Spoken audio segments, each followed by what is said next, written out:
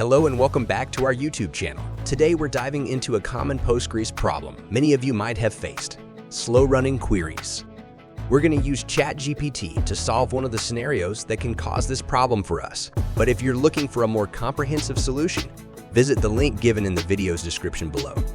To demonstrate the solution, we will use a hypothetical database called shopping cart that is getting slow response times. We asked ChatGPT to help us figure out what the problem was.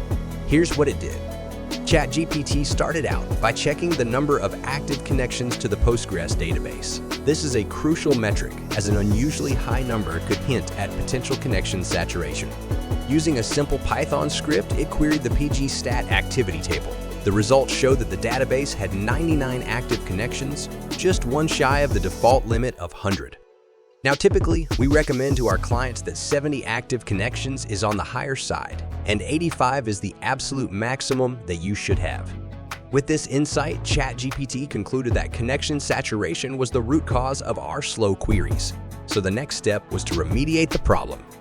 It identified the most straightforward solution, which was to increase the max connection setting in the Postgres configuration file. While this does require a restart of the Postgres service, it can reduce immediate connection pressure.